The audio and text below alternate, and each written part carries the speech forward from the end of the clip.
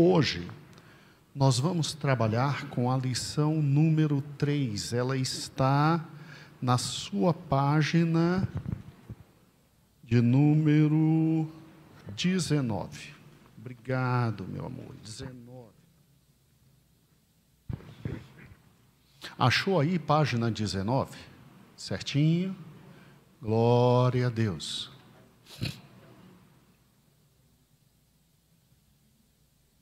Todo mundo direitinho? Encontramos?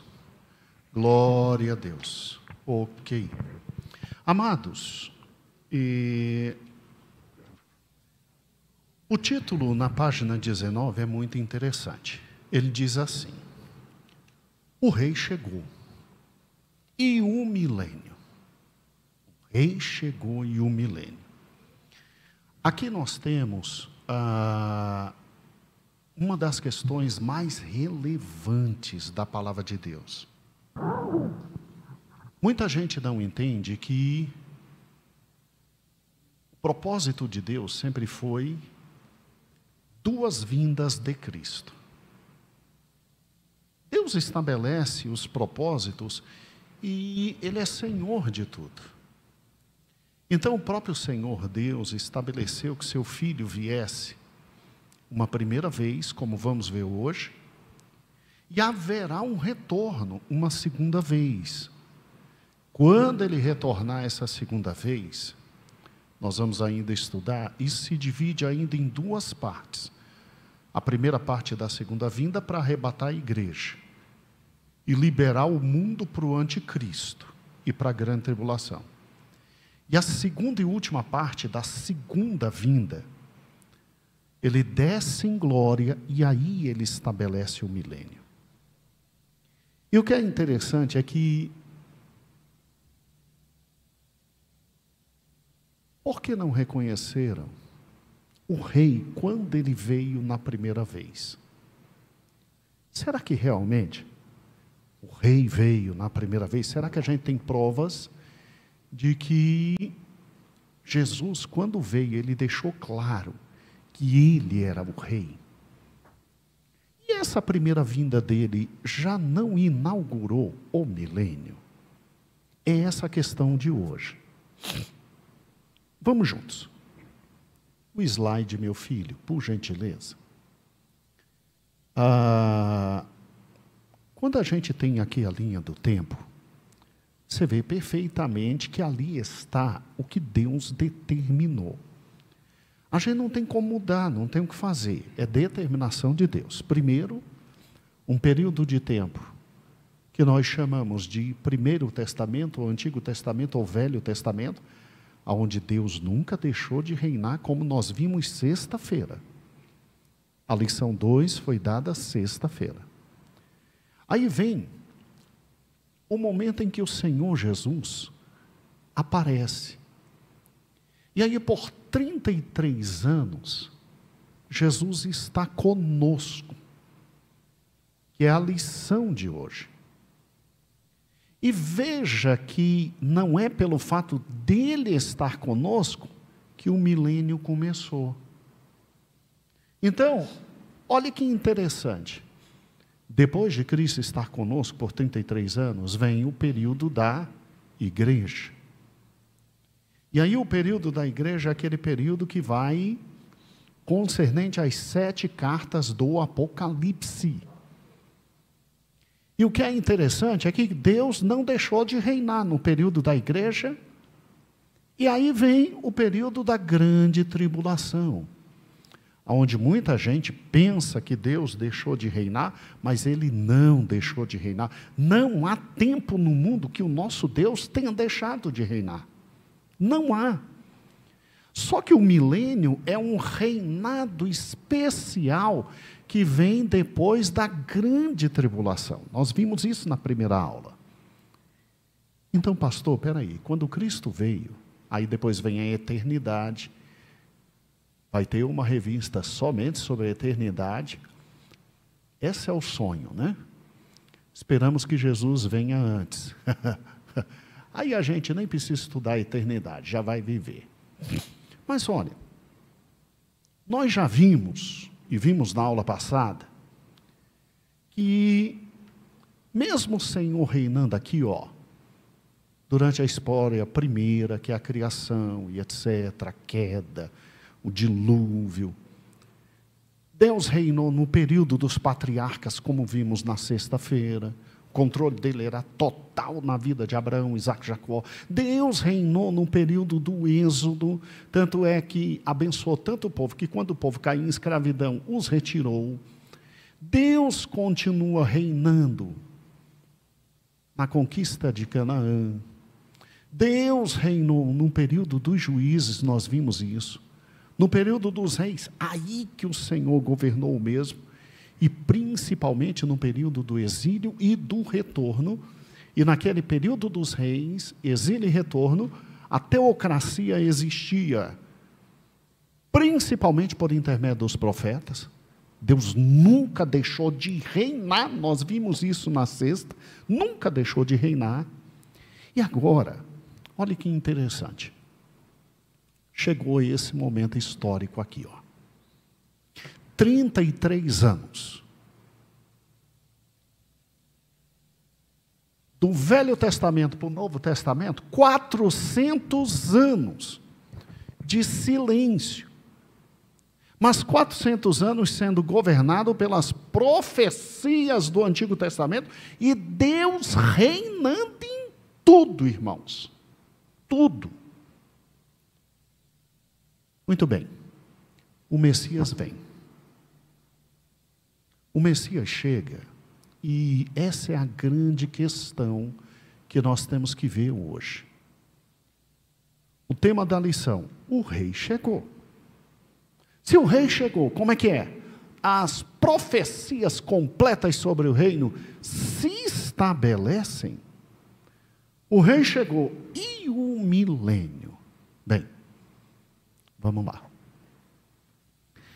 Primeira coisa que a gente tem que entender aqui é que é verdade, meu pastor, que o rei chegou?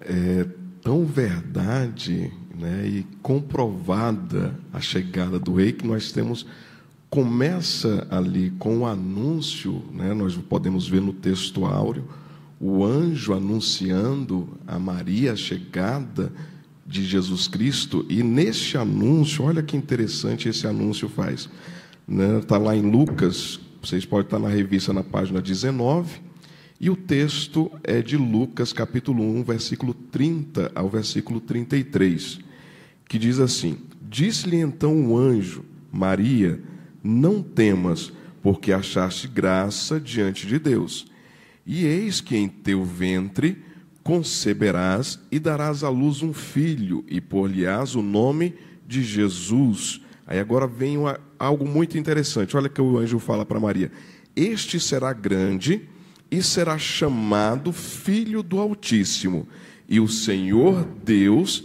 lhe dará o trono de Davi. Ou seja, demonstrando que ali estava o rei prometido, o rei que reinaria eternamente sobre o trono de Davi. E reinará, e aí complementa, né? E reinará eternamente na casa de Jacó, e o seu reino não terá fim. Eu acho que mais claro do que isso não existe, né?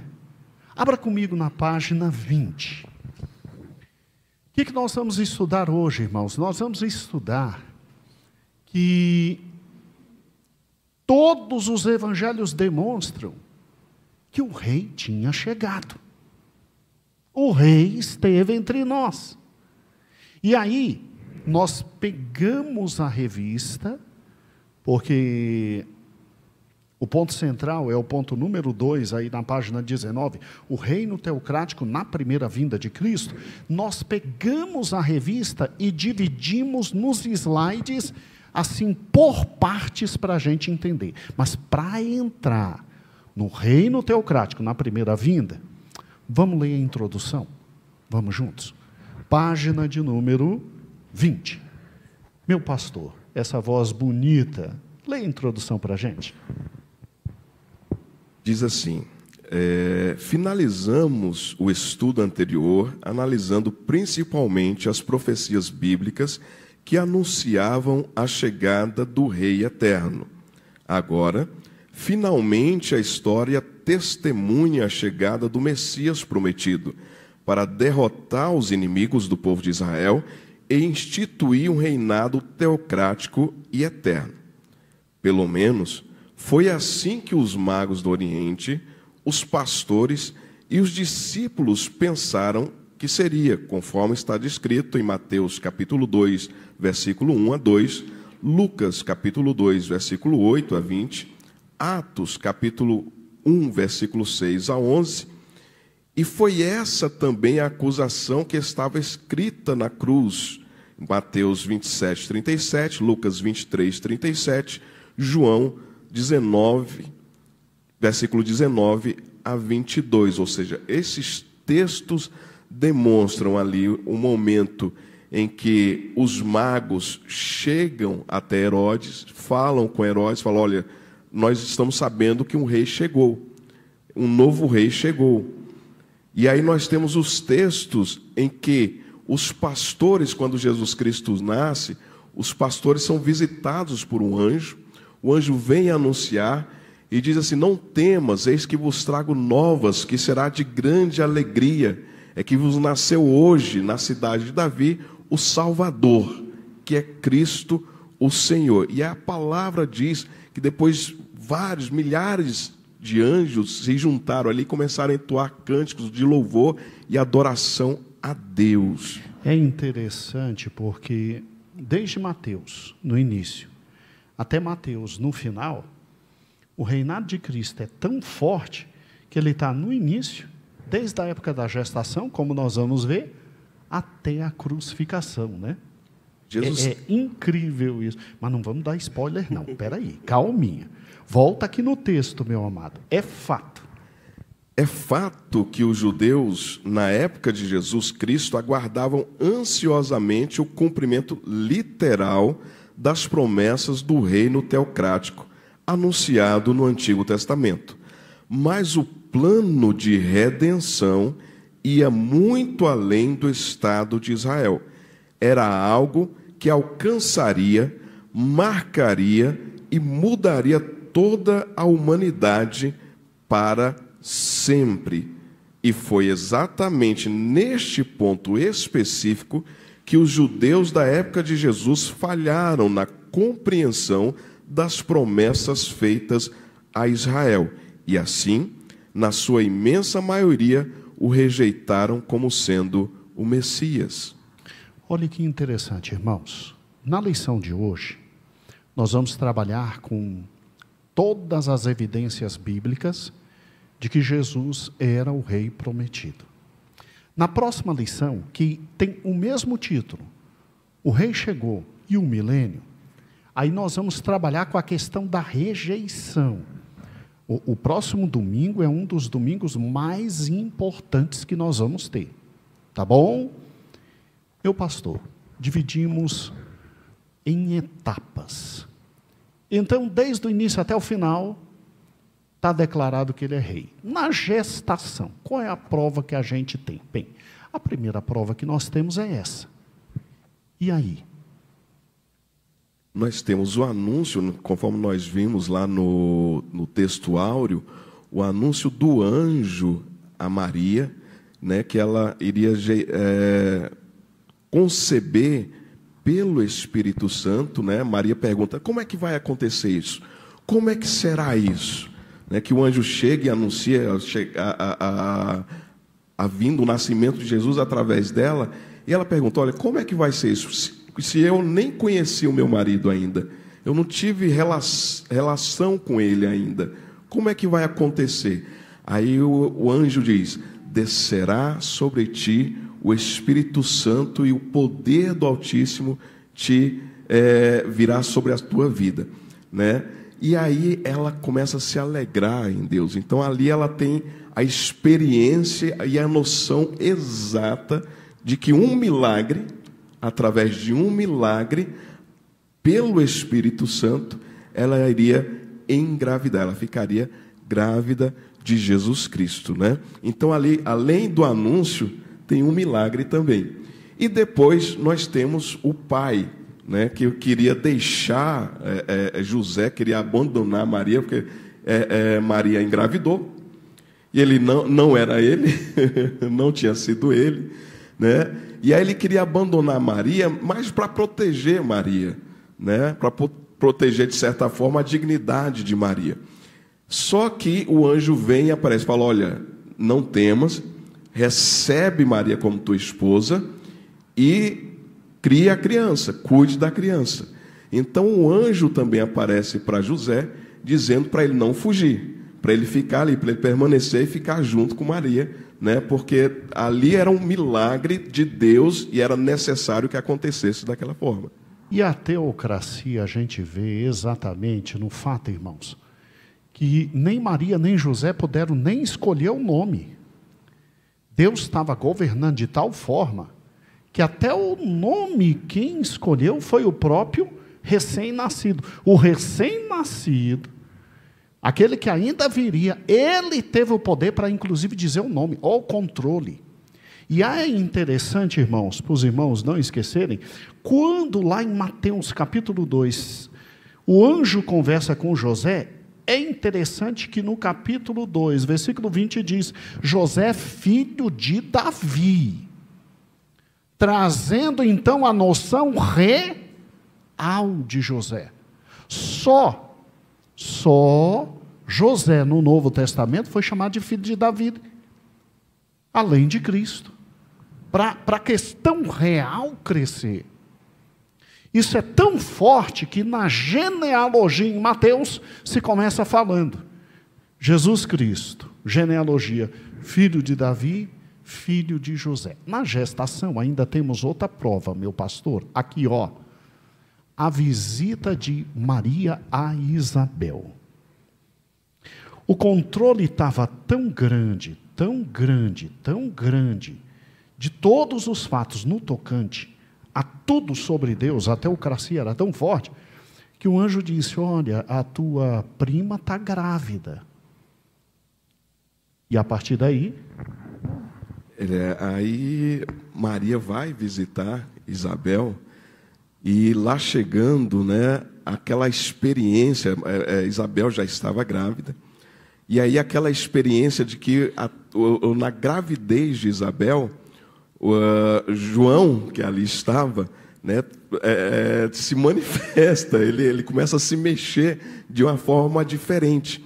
Isabel também percebe que Maria também tinha recebido a palavra do Senhor, também estava ali já na gestação, e aí Isabel profetiza acerca, traz palavras acerca, fala: essa é a mãe do meu Senhor, essa é a mãe do meu Senhor. Então Isabel ali reconhece em Maria, e Maria não tinha falado nada, Maria não tinha declarado nada, e ela fala: aí está a mãe do meu Senhor.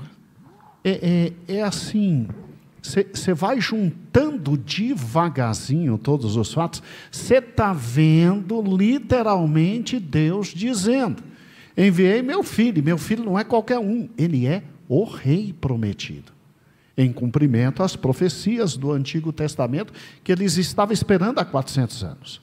Olha que interessante, se não bastasse a gestação, você tem no nascimento de Cristo provas da messianiedade, ou seja, primeiro lugar, Belém, o local.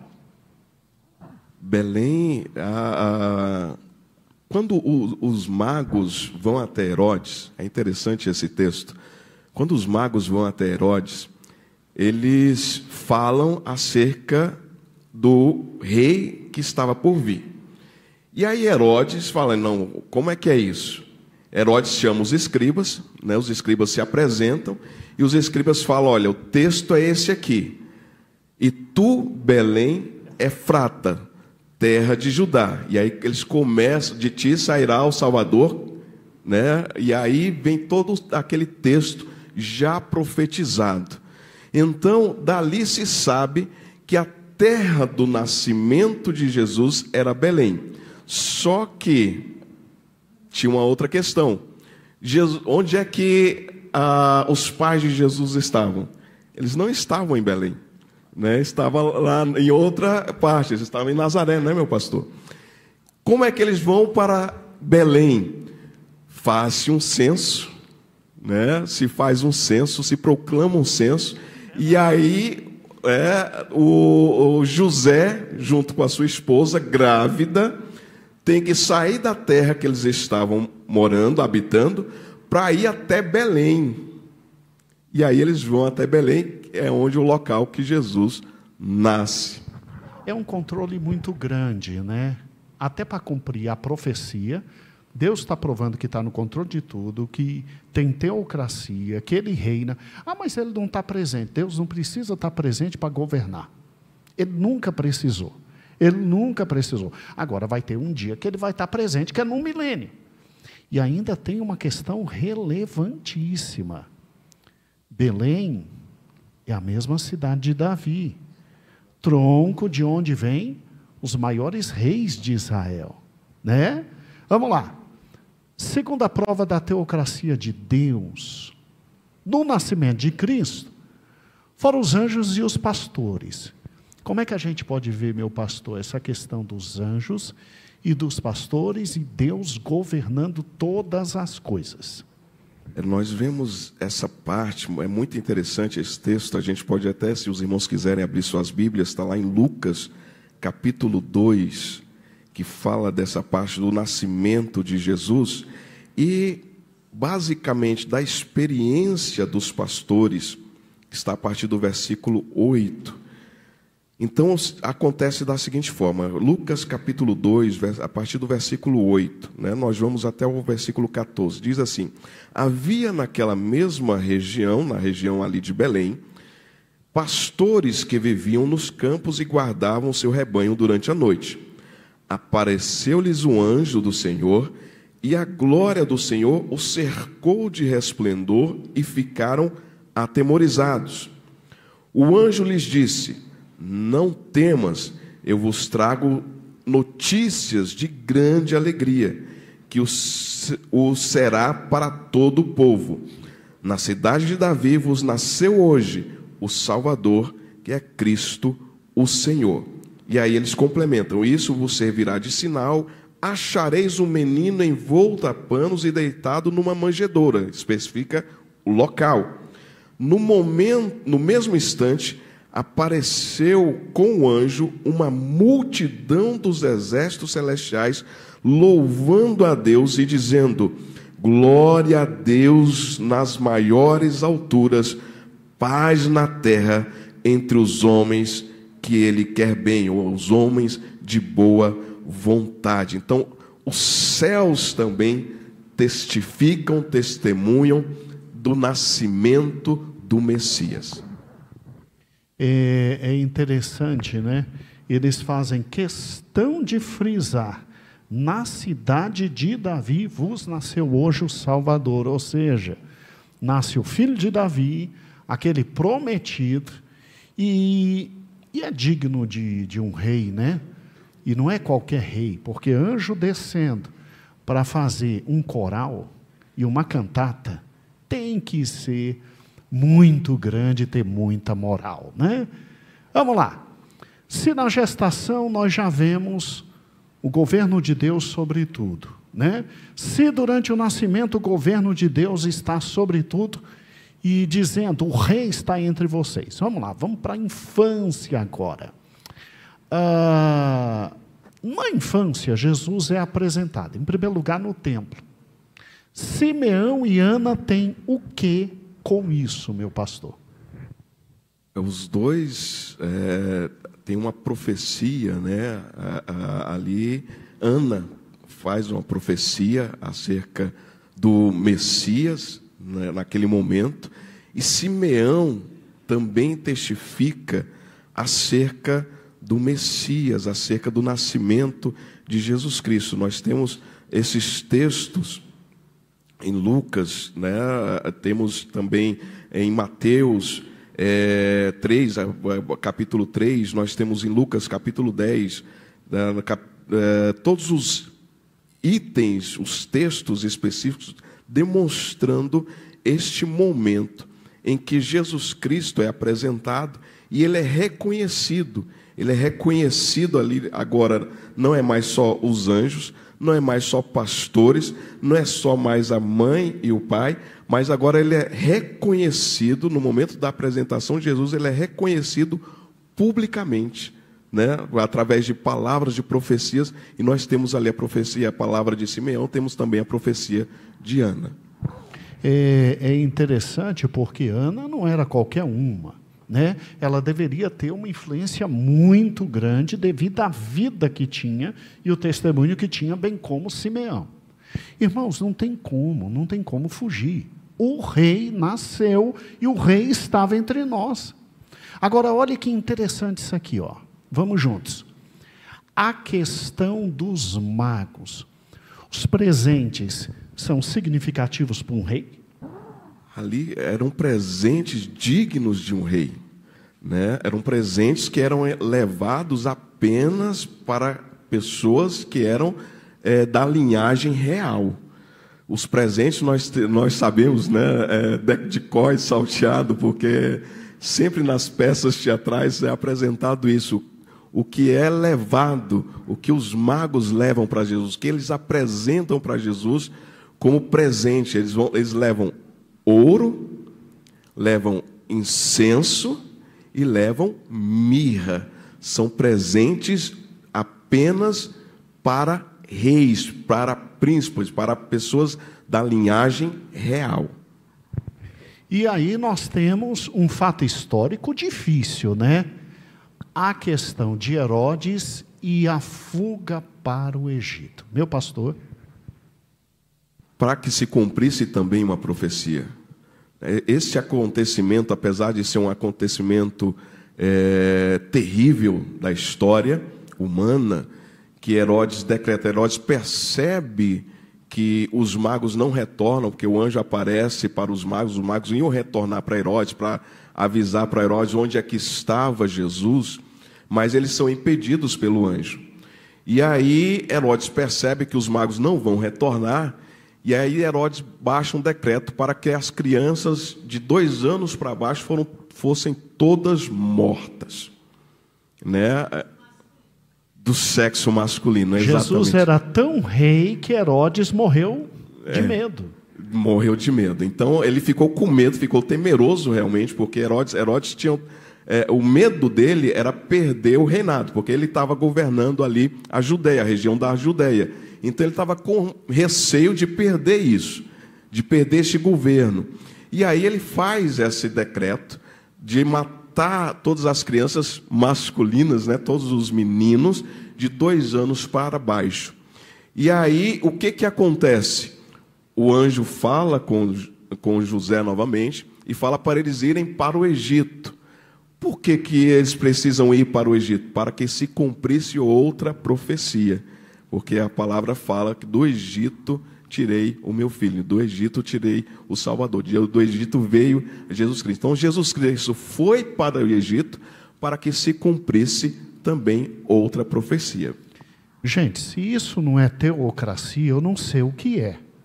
Sabe por quê? Porque o rei está entre a gente e Deus continua governando tudo de tal forma que nenhum passo é dado sem antes o Senhor determinar em conformidade com a palavra dele.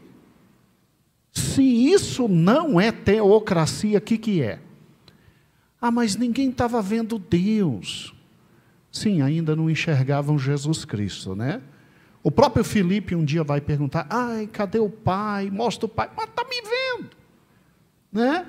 Eu e o Pai somos um, tá? São diferentes, mas ao mesmo tempo são um, é outra história. Mas, irmãos, você está vendo que o nosso Deus vem, como nós ensinamos sexta, desde o Velho Testamento, controlando tudo, e Ele tem tudo nas mãos dele, até quando o rei se manifesta no controle absoluto de todas as coisas. Agora vem uma questão chata. Dá uma olhada aí. E a adolescência e juventude.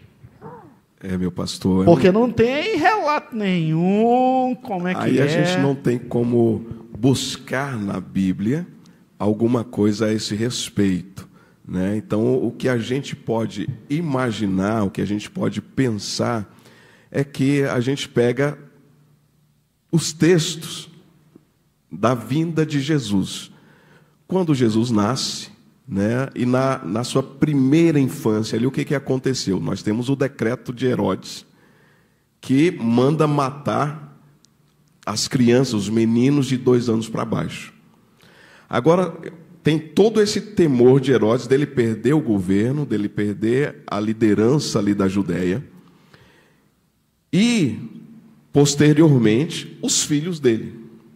Então, aí a gente imaginem só, se Herodes fez isso quando Jesus ainda estava na sua primeira infância, imaginem o que iria fazer Herodes e queriam fazer os filhos de Herodes na continuidade, se Jesus estivesse ali ainda, né, demonstrando todos esses acontecimentos, né, demonstrando toda essa autoridade como rei durante a sua adolescência, durante a sua juventude. Então, imagina o que teria acontecido. Então, nós pensamos que para evitar muito sangue derramado, problemas maiores, nós imaginamos que aí Jesus foi preservado durante esse momento, foi guardado durante esse momento, para que também se preservasse também uma nação, se preservasse uma população, porque imagina o que aconteceria se Jesus estivesse ali. E também Jesus viveu normalmente, nós sabemos que Jesus viveu normalmente todo esse período como uma pessoa judaica vivia naquela época. Irmãos, por que a gente chegou nessa conclusão? Vamos lá, é simples. É só olhar para quem é Herodes. Porque Deus preserva seu filho durante a infância, a juventude e a adolescência. Irmãos, vai estudar Herodes o Grande. Ele mata a mulher que ele mais amava. Ele tinha várias esposas. Mas tinha uma que era especial, Mariana, que era princesa Rasmoneia, ou seja, princesa lá daqueles homens que se levantaram contra os gregos, os judeus. A gente ainda vai estudar isso, prometo. Agora, o que ele faz? Ele se casa com Mariana para ter acesso ao trono. Quando ele sabe que Mariana gerou filhos fortes, ele matou os 3 filhos mais velhos dele, porque estava com medo de perder o poder, e ele mata Mariana. Entendeu? A história diz que ele matava Mariana com a própria mão e chorava dizendo, me perdoe. De tão louco. Aí tu já imaginou, vamos lá, os filhos dele são tão gente boa, que um filho se apaixona pela cunhada. E vai ter um caso com a cunhada. E olha que interessante, esse filho se divorcia, a cunhada se divorcia do irmão dele e se casam. E João Batista perdeu a cabeça por quê? Porque disse, não é assim, se divorciando como você quer não, seu palhaço.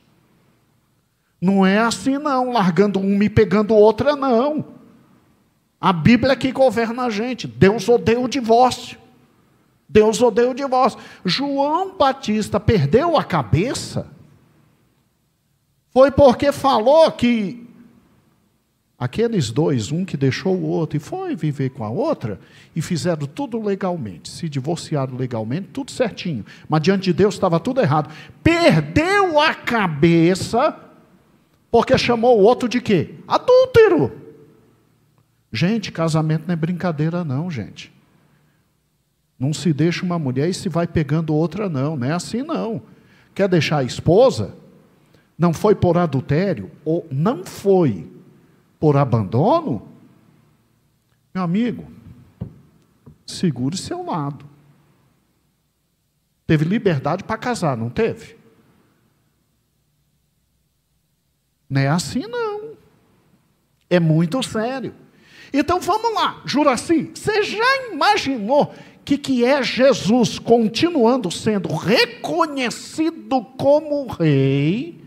Verinha, durante a sua infância inteira, e a sua adolescência, e a sua juventude, até os 30 anos, você já imaginou quanta morte ia ter?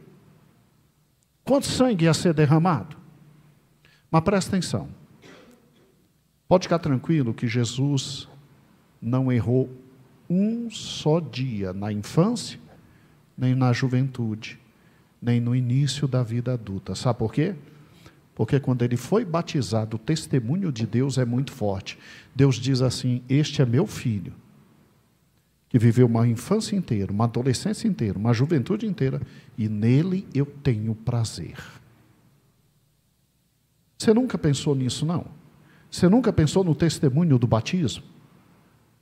No poder que é o testemunho do batismo?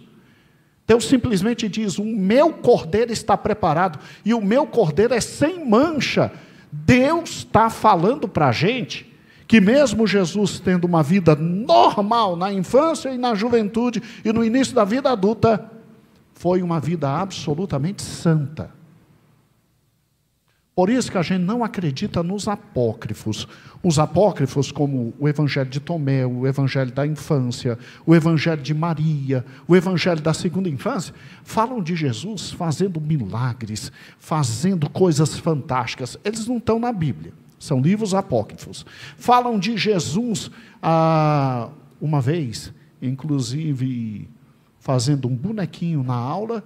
Ele assopra no boneco, o boneco vira um pássaro que voa, aí ele é repreendido pelo professor, Jesus mata o professor, aí depois ressuscita o professor. Nada disso aconteceu. Nada disso aconteceu que está nos apócrifos, no Evangelho de Tomé, etc, etc, etc. Por quê? Porque Deus queria preservar o seu povo, ele sabia que viria muita morte, e Deus quis que Jesus passasse por toda uma vida judaica para identificação com todos aqueles que ele teria que salvar. Ele, sem pecado, se fez pecado por nós. Então, a ausência de textos demonstrando que na infância, na juventude e no primeiro momento de masculinidade adulta dele, ele não foi chamado de rei, cai por terra. Porque o próprio Deus diz: este é meu filho amado em quem me comprazo. Jesus trazia prazer para Deus na infância, na juventude e na adolescência. Fala, meu amor.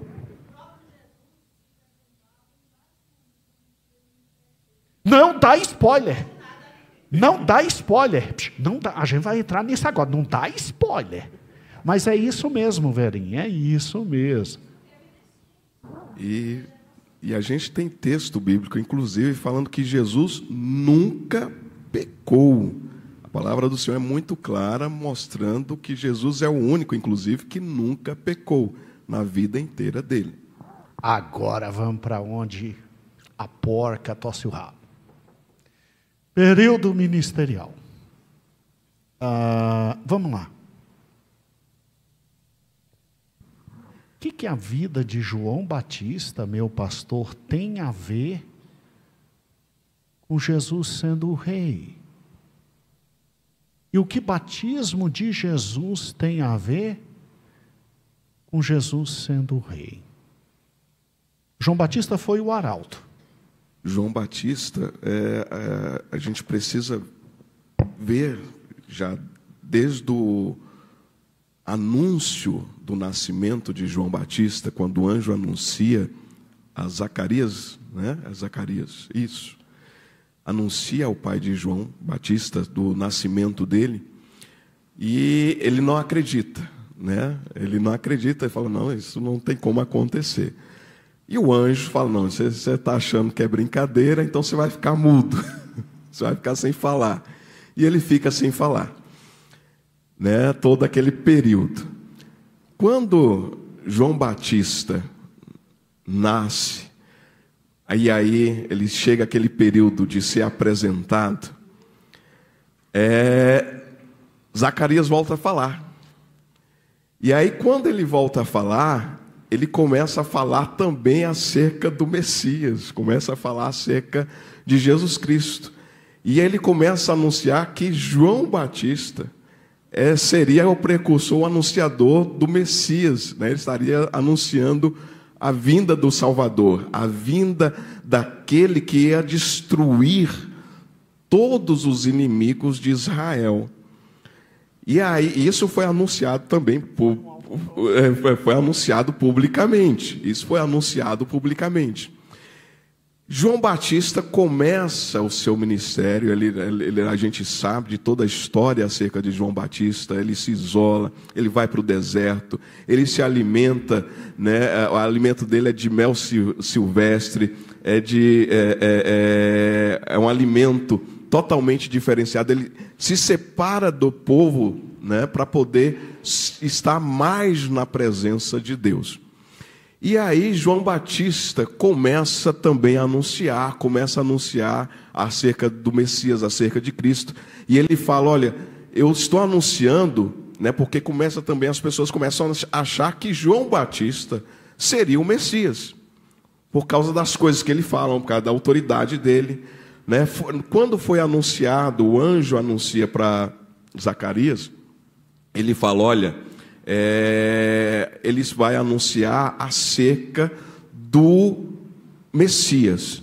Ele está anunciando, vai anunciar acerca do Messias. Quando João Batista está anunciando, ele fala, eu estou falando sobre aquele de quem eu não sou digno nem de amarrar as suas sandálias. Então, quando as pessoas começam a achar que João Batista é o Messias, ele fala, olha, não sou eu.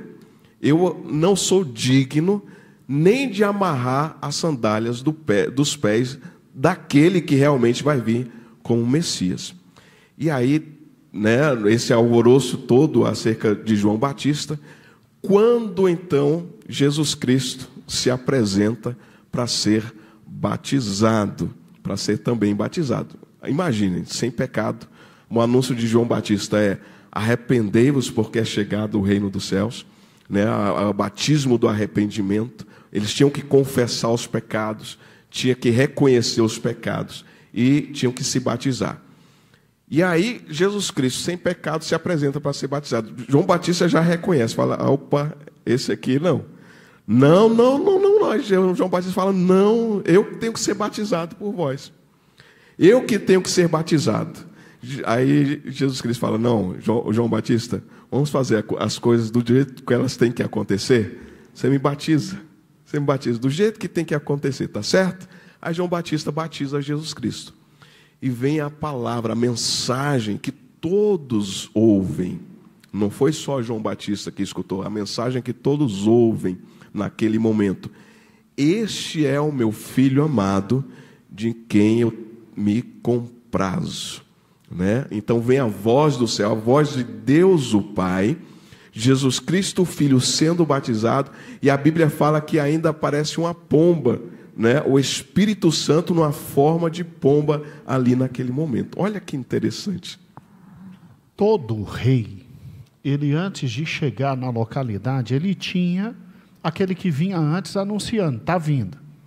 E João Batista veio dizendo, ó, ele está chegando. E vai arrebentar vocês tudinho, que ninguém é digno da presença dele. A rapaziada começou a morrer de medo. Sério, romano chegava perto de João Batista e dizia, ó, o que eu faço? Para de roubar. Se contenta com teu salário. Gente, a coisa era tão séria que quando os inimigos de João Batista chegavam para se batizar, saduceu, fariseu, escriba, a rapaziada do templo. Quando chegava João Batista dizia, ó, aqui batizar não, vocês vão produzir fruto de arrependimento, raça de víboras. Pode ficar tranquilo, o rei está chegando, ele vai separar vocês do restante, vai botar fogo em vocês. E ninguém conseguia parar um homem desse. E o medo, porque o rei estava chegando. Quando Jesus chega, João Batista, não, eu não vou te batizar, você é o rei, está maluco? Aí Jesus disse: olha, meu amigo, deixa eu te contar uma história. Isso aqui sou eu, não é Jesus que fez, não. Porque é só assim que você entende o batismo de Jesus. Se eu vou ser crucificado, assumindo o pecado de todo mundo, qual o problema de você me abaixar aí na água, irmãozinho? Então, escuta, eu tenho que me identificar com todos desde o início, mesmo não sendo pecador. Eu sou ovelha, limpa. Mesmo não precisando de batismo, eu vou me batizar para me identificar com as ovelhas todas sujas e poder limpá-las com meu sangue. Agora a questão não é essa, a questão é isso aqui, ó. Não está tendo teocracia, Deus não está em nosso meio, Deus não está mostrando que está regendo tudo. Jesus, que é Jesus, se torna homem. A teocracia é tão forte, o governo de Deus é tão forte, que um Deus deixa de ser Deus para virar um homem. E de uma forma que ninguém compreende até hoje, com um único ser, Deus e homem ao mesmo tempo. Olha o que é teocracia. Vamos lá. Aqui é comigo, aqui é comigo. O próprio Cristo se declara rei. O próprio Cristo se declara rei. Se você parar e pensar, ele se esconde. Não fala, não fala, não fala, não fala. Mas em momentos estratégicos ele diz: eu sou. A mulher samaritana. O diálogo vai. Chega no momento em que ele diz: você está esperando o Messias? Pois é, eu sou o Messias. Ele deixa bem claro, a mulher vai e traz Samaria inteira. Olha que interessante, quando está só ele e os discípulos, e todo mundo sai, ele pergunta: o que estão dizendo que eu sou? Isso. Para vocês, tu és o Cristo, o Filho do Deus vivo. Quando Pedro fala isso, ele está dizendo: você é aquele que a gente está esperando para acabar com todo mundo e assumir o governo. Você é o rei. Gente, se lembra da entrada triunfal de Jesus? Como é que ele entra? Ele entra como na Bíblia se descreve, que todo rei deveria entrar em Jerusalém. O silêncio dele é fantástico, porque você não fala só quando a sua voz está sendo ouvida. Você fala também no silêncio. O silêncio dele é simples, ele entra como qualquer rei entraria, e ele não repreende ninguém dizendo: Hosana, Hosana, Hosana, Hosana. Ao contrário, quando as crianças vieram para perto dele: filho de Davi, Hosana, Hosana, olha o que estão falando. Ele olha para os escribas e fariseus e diz: olha, se eles se calarem, pode ficar tranquilo, é tão verdade que eu sou rei, que as pedras vão clamar. Pode ficar tranquilo. Até ser inanimado sabe que o rei está na terra. Incrível isso. E até diante dos inimigos, Jesus era fantástico. A ironia que ele usava. Os inimigos olham para ele e dizem: está expulsando demônio por Beelzebu, pelo diabão, pelo Deus das moscas. Beelzebu era o Deus das moscas. Jesus diz assim: amigo, raciocina. Deixa eu ensinar para vocês um pouco de lógica. 2 mais 2 é igual a 4, meu amigo. Se um reino combate contra si, se um reino está dividido, ele não sobrevive. Beelzebu precisa de todos os demônios do lado dele. Então, Beelzebu não expulsa demônio. Está do lado dele, o animal. Só faltou Jesus fazer assim... Não é? Aí o que acontece, meu irmão? Simplesmente o Senhor Jesus diz: mas se eu expulso demônios, é chegado o reino dos céus. O reino do céu já está aqui, eu já estou reinando. Não é da forma como vocês estavam esperando, mas eu já estou reinando. E o que é interessante é isso aqui, ó. Isso aqui prova que o rei estava entre nós. Porque para isso aqui acontecer, só o rei, meu pastor. Os milagres, né? A gente tem nessa mensagem dos milagres os milagres que trazem, os sinais, testificam acerca do reinado de Jesus, que Jesus veio realmente, já na primeira vinda, como rei. E aí, prova maior do que essa, né? Então nós temos ali todas as provas antes do nascimento. Temos todas as provas no nascimento de Jesus. Temos as provas durante o início do ministério de Jesus. E agora nós temos as provas através dos milagres realizados por Jesus Cristo. O pastor já exemplificou acerca da expulsão dos demônios, acerca da expulsão de espíritos malignos. Nós temos vários milagres que Jesus Cristo fez, né? Que a variação de milagres, os vários milagres que Jesus fez, por exemplo, doença. Jesus curou doença? Jesus Cristo curou coxo? Jesus Cristo curou cego? Jesus Cristo curou o surdo? Aí nós temos Jesus Cristo agora em outros momentos fazendo milagres em relação à natureza. Jesus Cristo acalma a tempestade, né? Ou seja, Jesus Cristo tem domínio sobre ventos e mares, que até os discípulos ficaram abismados. Quem é este que até os ventos e mares lhe obedecem? Então a autoridade de Jesus Cristo como rei, não como um rei simples, como um rei comum, mas que tinha sobre si a autoridade do próprio Deus, como filho de Deus, e ali é demonstrada. Então nós temos esses milagres, todos esses milagres, testificando que Jesus Cristo era o Filho de Deus, era o Messias prometido que tinha vindo para reinar. A teocracia na primeira vida de Cristo era tão forte, tão forte, tão forte, tão forte, que era irrefutável.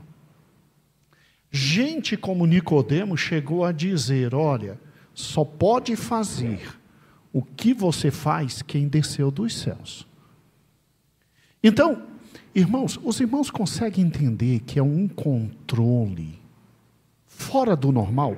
Porque ao mesmo tempo que o rei está e controla tudo, controla a natureza, controla o mundo sobrenatural, anjos e demônios, controla homens, controla tudo. Um milagre que a gente não falou sobre a ressurreição, até de ressuscitar mortos, isso, né, pastor? O poder sobre dar a vida, poder sobre a morte. Quando Jesus Cristo fala ali com as irmãs de Lázaro, né, quando uma delas vai se encontrar com Jesus Cristo e fala: meu irmão morreu e tal. E aí Jesus Cristo fala: olha, eu sou a ressurreição e a vida.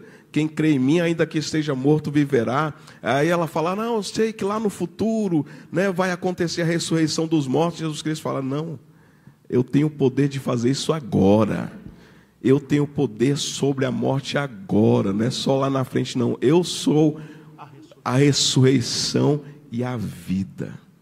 Então Jesus Cristo já tinha o poder, ali ele já estava no comando, no controle e no reinado, né? No reinado, na implantação do reinado dele. Só que, como foi falado, este reinado estava sendo implantado em duas etapas. Na primeira vinda, era a primeira etapa da implantação do reinado de Jesus Cristo, que viria para a salvação da humanidade.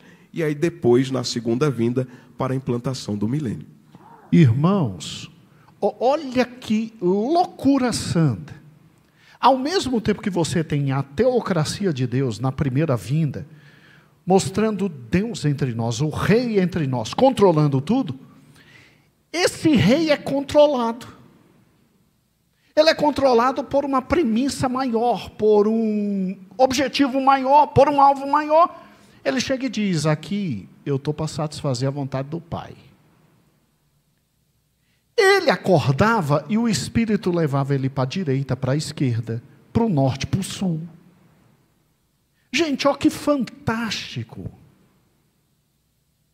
Ó que fantástico. Infelizmente, aconteceu tudo menos o que os judeus queriam. Os judeus queriam Jesus invadindo e arrebentando Pôncio Pilatos, depois indo para Roma e tomando todo o poder e governando tudo. Mal sabiam que Deus deixou esse tempo de governo físico dele, de tudo, lá na frente. Agora, quem aqui pode dizer que mesmo que metade das profecias não tenha se cumprido, como Jesus governando todo mundo de Jerusalém, ele não estava governando? Quem aqui pode dizer que o reino espiritual não é tão fantástico quanto o reino que ainda vem, que é o milênio? Irmãos, imagine agora o que será no milênio. Se ele na primeira vinda vem como o Cordeiro de Deus, que tira o pecado de todo mundo, e já fez o que fez, e controlou o que controlou, e Deus nunca perdeu o controle, você já imaginou o que é o milênio? O que vai ser o milênio? Em matéria de tudo. De tudo. E aí a gente tem nos milagres uma coisa muito interessante, da multiplicação dos pães e dos peixes. E aí lá na multiplicação, a gente vê o poder que Jesus Cristo tem de alimentar uma grande multidão. Hoje nós temos problemas terríveis, não só no Brasil, como no mundo inteiro, com relação ao alimento. A escassez de alimento. O alimento que é produzido no mundo inteiro não é capaz de alimentar toda a humanidade. Mas Jesus Cristo é o único capaz de alimentar toda uma grande multidão, mesmo que seja necessário fazer um milagre da multiplicação, ou de até trazer à existência o que não existe. Jesus Cristo é capaz, ele já foi capaz, ele já fez, ele já demonstrou isso no passado, né? E ele é capaz ainda hoje. E no encontro com Nicodemos, como o pastor Gedeon citou, no encontro ali com Nicodemos vai ter com Jesus Cristo, e aí Jesus Cristo fala: olha, te é necessário nascer de novo. E Nicodemos fica assim, fala: como é que é isso? Eu vou voltar para o ventre da minha mãe? Como é que isso pode acontecer? Aí Jesus Cristo fala: Nicodemos, tu és mestre em Israel, você não entende essas coisas? Não era para tu estar entendendo, rapaz. Você é mestre e não consegue entender? Deixa eu te explicar.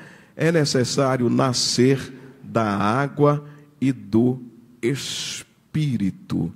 Então aqui Jesus Cristo está demonstrando que aquela primeira vinda dele era para trazer à humanidade este novo nascimento, essa nova forma de viver, essa nova vida. Quando nós recebemos a Cristo Jesus, a palavra diz que nós nos tornamos nova criatura, nós somos uma nova criatura.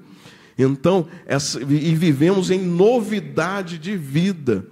Então, tudo isso foi possível através da primeira vinda de Jesus, do seu sacrifício na cruz e também, principalmente, da sua ressurreição. Isso depois nós vamos tratar, né, meu pastor? Com certeza.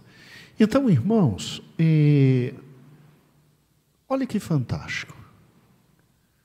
O cumprimento das profecias é o centro, porque todas as profecias são cumpridas. E aí ocorre o que ninguém espera. O rei morre. E o rei, ao invés de ir para Jerusalém, quebrar tudo e tomar o poder inteiro, aí ele morre. Mas depois ele ressuscita. E ele diz assim, ó, agora é o período da igreja. Agora é o período da igreja. Estou saindo, vou deixar com vocês alguém da mesma grandeza, padrão, qualidade, que é meu espírito. E aí é que o judeu entrou em parafuso. Por quê? Porque, vamos ser francos, o homem ressuscita mortos, o homem multiplica pão, o homem fala para o mar obedece. Vamos quebrar tudo. Vamos botar para quebrar. Primeiro arrebentar Pilatos. Depois a gente vai só passando o cerol, é assim que eles falam, né? Passando o cerol, o arrastão celestial, até chegar em Roma. De lá a gente governa tudo. Não é à toa que a minha mamãe pediu para eu estar na direita e meu irmão na esquerda. Entendeu como é que é? Mas ele morre. Aí depois ele ressuscita. Gente, Atos 1 é muito engraçado. Jesus está subindo. E os discípulos estão dizendo, é agora? Jesus lá de cima dizendo, galera, os tempos pertencem ao meu Pai. Davi, bota do início do slide. Pode retirar e bota do início. O tempo é do meu Pai. O meu Pai é dono do tempo. E não chegou o milênio. Agora, isso não significa que eu não esteja reinando. E daí um problema sério. Nós temos irmãos que pensam que, como nós, Jesus está reinando, mas que o milênio já começou. E que o milênio é espiritual. Então tá, porque o diabo não está preso? Então tá, porque tudo que vai acontecer no milênio ainda não está acontecendo. Me diga por quê. Com todo respeito a meus irmãos, mas é isso aqui que Deus estabeleceu. Primeiro, eu governo o mundo e eu já provei isso desde o Velho Testamento. Com a vinda do meu filho, pode ficar tranquilo que eu não perdi o controle. E calma, só reafirmou, e calma, que antes do milênio vem um período da igreja, antes do milênio vem o que nós chamamos de grande tribulação, aí eu venho para o milênio. Pode ficar tranquilo. Pastor, vamos ser francos, no período da igreja, ele está governando mesmo? Irmãos, quem é que está no meio dos candeeiros? Dizendo, eu quero assim, eu quero assim, eu quero assim, eu quero assim, eu quero assim. Ainda disse o tempo da igreja. Mas na grande tribulação não, né, pastor? Na grande tribulação é o anticristo, o falso profeta, a besta. Ah, é? Você acredita que não tem teocracia na grande tribulação? Então me explica como é que os textos ocorrerão certinho, como ele já falou no Apocalipse. Quem está mandando? O anticristo? A besta, o falso profeta que está mandando? Ou eles cumprem exatamente o que há 2025 anos atrás Deus mandou João escrever? Diz quem está no comando. Mas Deus determinou isso. E calma, que se quando ele veio foi fantástico, se hoje, no período da igreja, será extraordinário, você já imaginou o que é o milênio? Então pode tirar, Davi. Agora você está entendendo a pergunta do estudo 3. Vá lá na página 19. Vamos lá. Você está vendo que a gente está construindo o terreno para chegar no milênio? Porque você não pode pensar que Deus só vai ter o controle de tudo no milênio. Hoje Ele já tem. Se eu sirvo um Deus que não é dono de tudo e não governa tudo, desde o Gênesis, desde o início, que Deus é esse?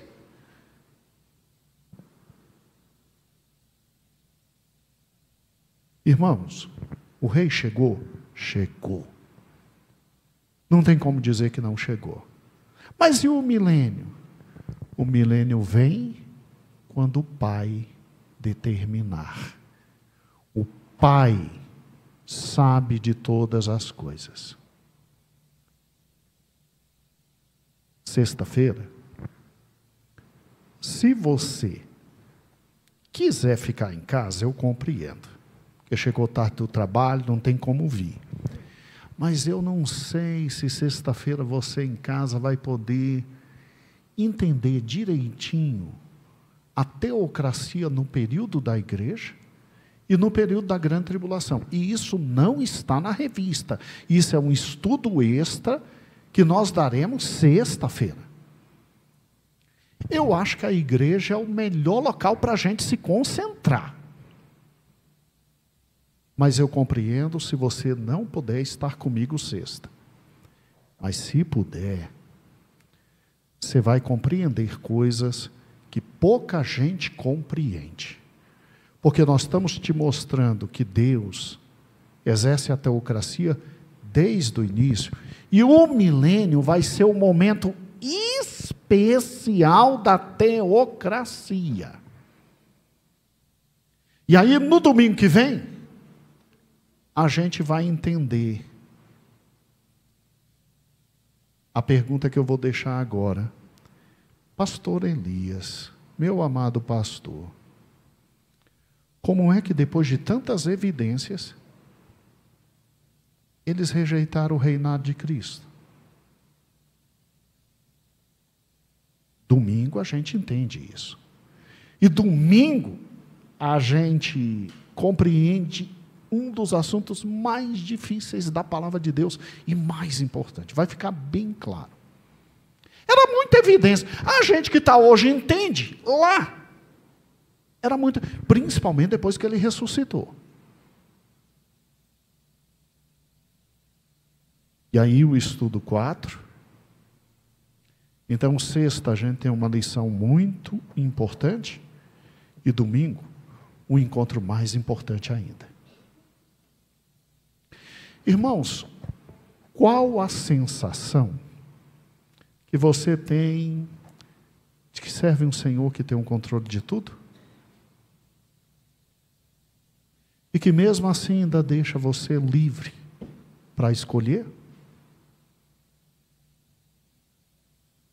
Não é muito amor? Você sabia que, por ele ser amor, ele nos dá a chance de rejeitar o amor dele, porque é só assim que o amor verdadeiro se manifesta? E tem gente que diz que não existe livre-arbítrio.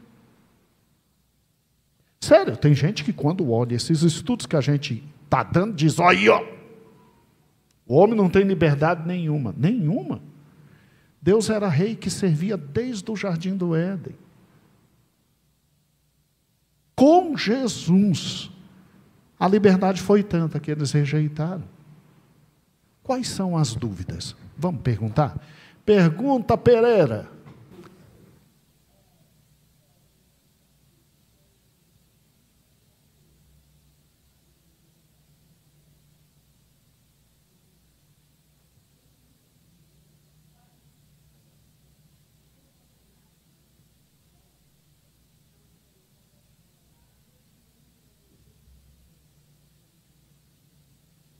Ok, vamos lá. Quando Jesus fazia cura, ele era curandeiro? Pereira, tem um livro muito interessante da editora Paulus que esqueci o autor, mas o livro é Bandidos... Oh, meu Deus, como é que some?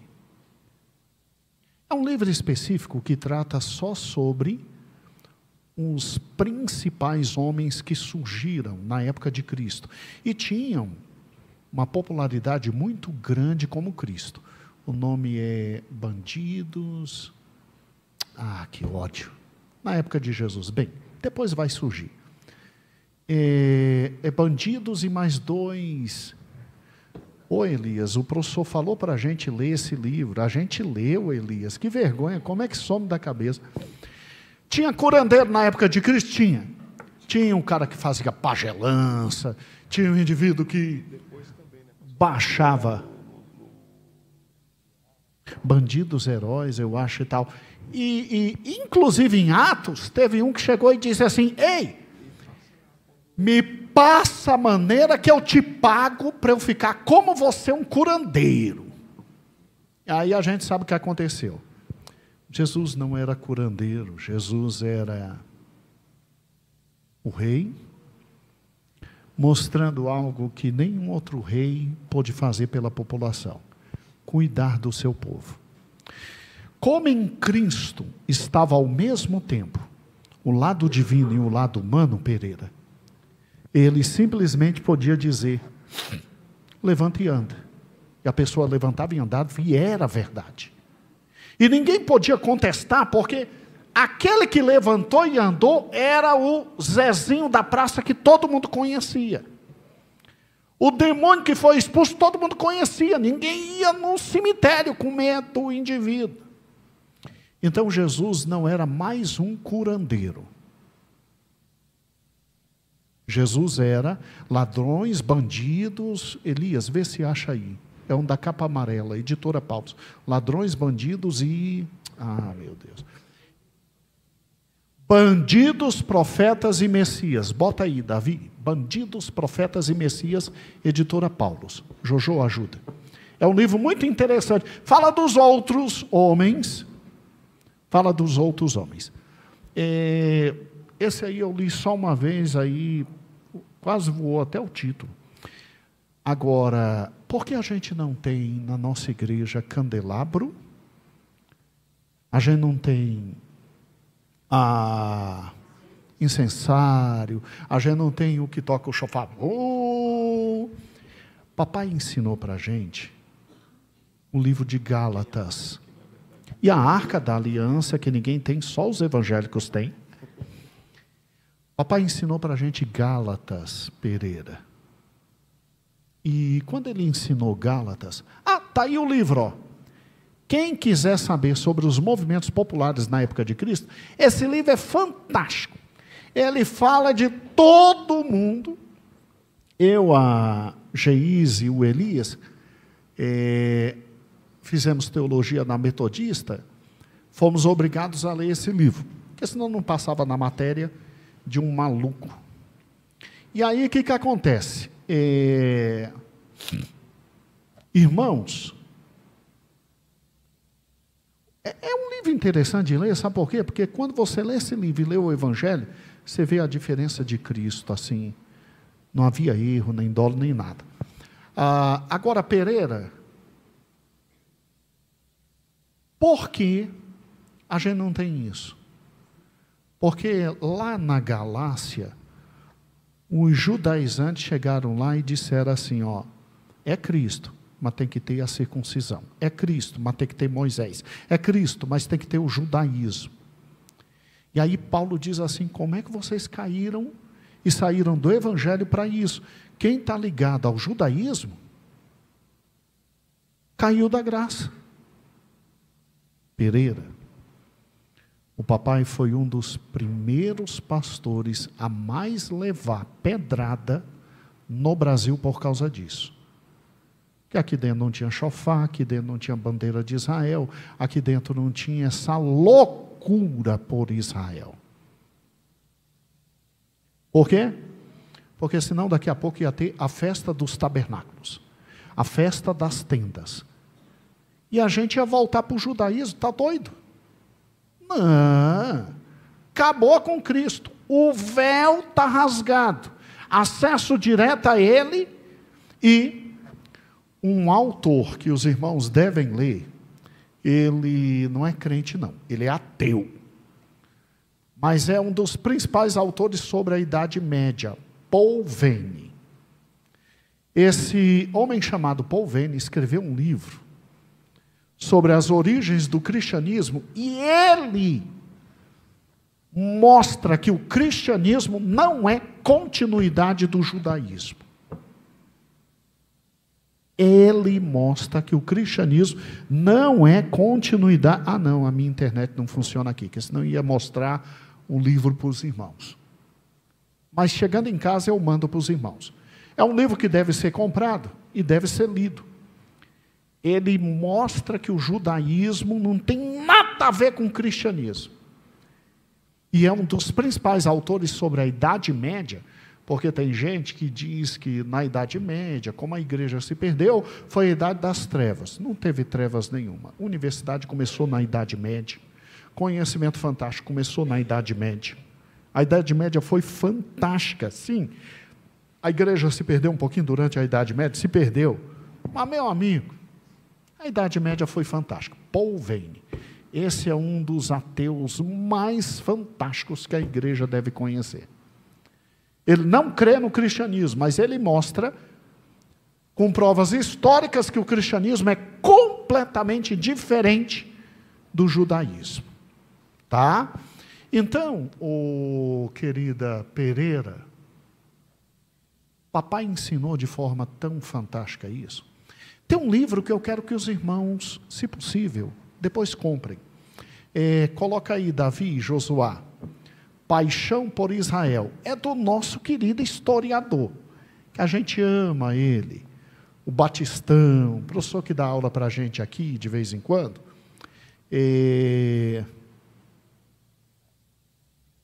O André Reich. Bota aí. Esse é um livro fantástico, que fala porque as igrejas são doidas com Israel. Inclusive ele diz, olha, os irmãos que são pré-tribulacionistas, né? Mas os batistas eram, na sua início, pré-tribulacionistas. É que agora é que eles estão cheios de modinha. Vamos lá. Vocês amam muito Israel e tal, cuidado com Israel. Não, a gente ama Israel, a gente ora por Israel. Mas a gente não vai botar a bandeira de Israel aqui dentro. A gente não vai botar candelabro. A gente não vai botar nada disso. A gente sabe Gálatas. Gente, só tem símbolo judaico em igreja quem não conhece Gálatas. É mesmo, meu amor. A história de Paulo é uma história de separação completa. É isso, Verinha. Paixão por Israel. É o último livro do Reich. Isso aí foi a tese de doutorado.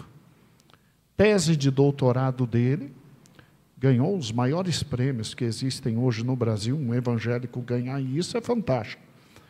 Mas é um livro muito interessante que mostra essa loucura de igrejas por Israel. Gente, a gente ama Israel, ama. A gente vai orar por Israel, ora. Jesus é judeu, gente. Jesus, no milênio, vai governar lá de Jerusalém. Mas judaísmo aqui dentro, não, meu amigo. Aqui dentro, não. E Paulo mesmo fala, né, que existe judeus, existe a igreja e existe os gentios. Então, são povos diferentes. Deus trata, ou seja, no tratamento de Deus, existe judeus, existe a igreja e existe os gentios.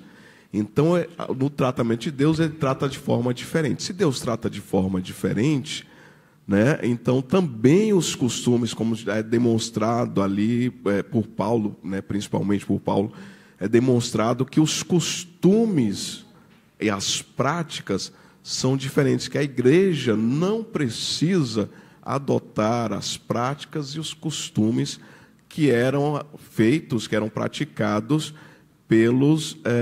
pelo povo judeu, né? Então, essas práticas, esses costumes, esses utensílios que eram usados também no templo no passado, nós não precisamos tê-los, né? Porque hoje a gente tem também, é uma questão também de a gente ter a presença do Espírito Santo, né? Então, antes a glória de Deus tinha um local para habitar, né? E tudo ali